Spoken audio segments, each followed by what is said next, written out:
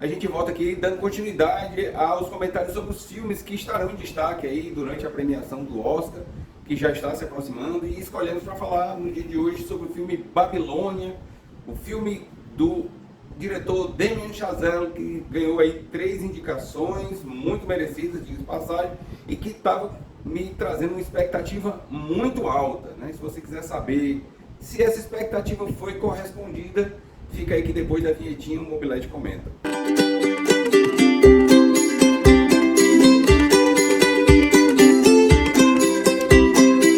O filme Babilônia é ambientado nos anos 20, né? Na passagem dos anos 20 para os anos 30, o início da chamada Era de Ouro do cinema em Hollywood.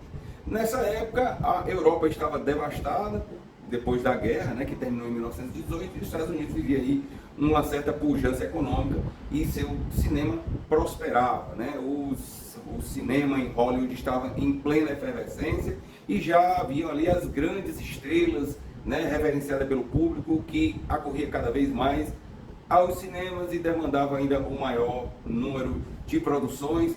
Nisso se fortaleceram os grandes estúdios como a Paramount, a MGM, a Warner, e tudo isso é muito bem retratado no filme.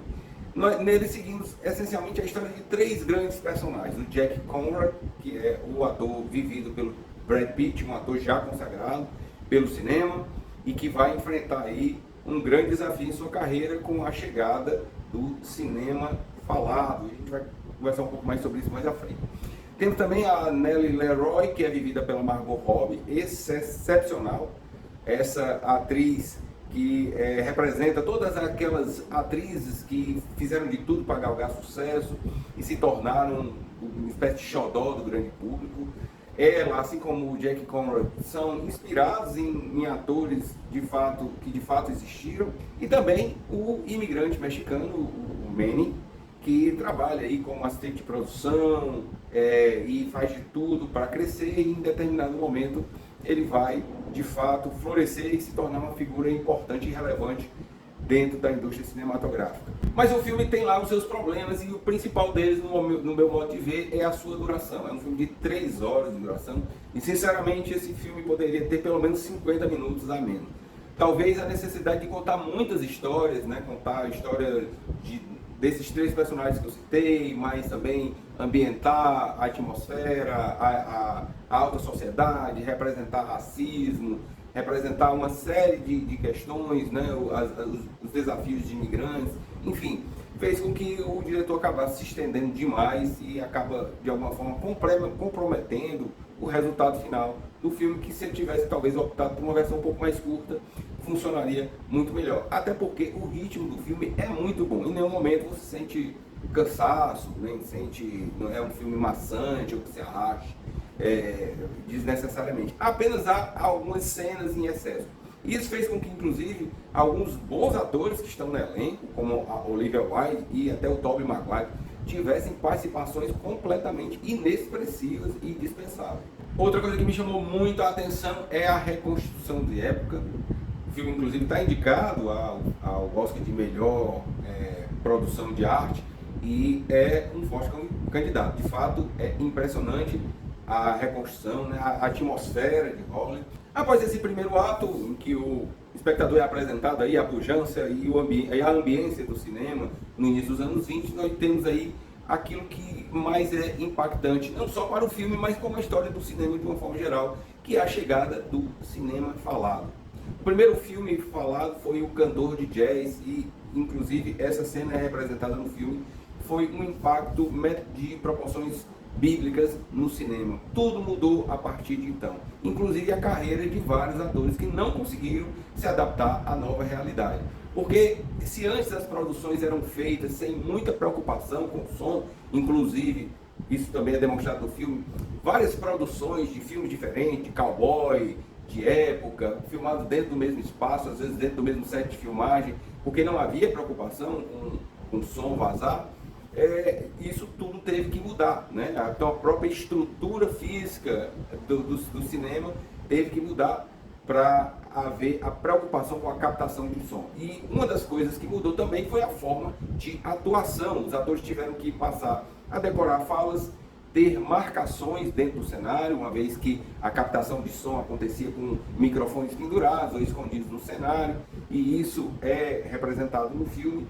E alguns atores se sentiram desconfortáveis, seja pelo timbre da sua voz, seja pelo seu sotaque ou a forma com que falavam. Então, algumas carreiras realmente foram para o saco, mesmo carreiras consolidadas.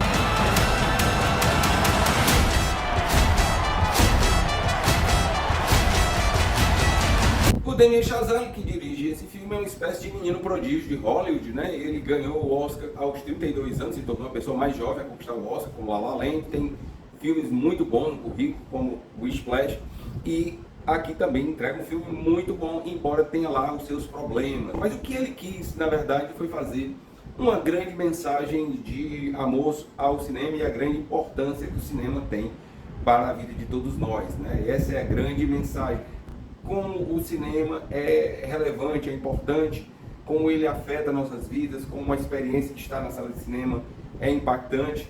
E aí nós temos algumas cenas muito especiais e eu peço que vocês prestem atenção no diálogo que é travado lá pela grande Jane Smart, que faz uma colunista de fofoca de Hollywood, quando ela escreve um artigo aí depreciativo por personagem do Brad Pitt, e eles dois têm uma conversa acerca disso. Ali tem, talvez ali traduzido em essência, essa grande força do cinema na vida das pessoas, e isso é muito bem representado. O filme teve uma recepção mista, né, e vários críticos deram notas medianas aí para o filme, o que fez com que a minha expectativa inicial caísse um pouco, mas quando eu assisti o filme, devo dizer que esse filme me ganhou, talvez por abordar um assunto que me chama muita atenção, que é esse período da história do cinema, né, essa transição do cinema mudo para o cinema falado e todo o impacto que isso teve.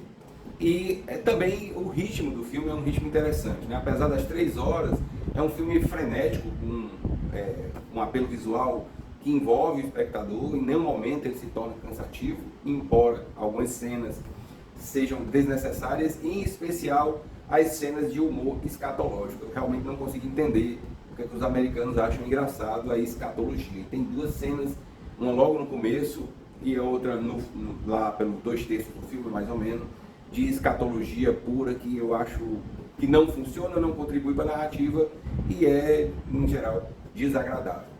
O filme é da Paramount, então deve chegar no catálogo da Paramount Plus em breve, e nós estamos aí na expectativa de como vai ser o desempenho deles na corrida pelo Oscar. Ok, pessoal? Tentando ser mais natural, aos poucos vou conseguindo. Fique com Deus, um abraço, tchau.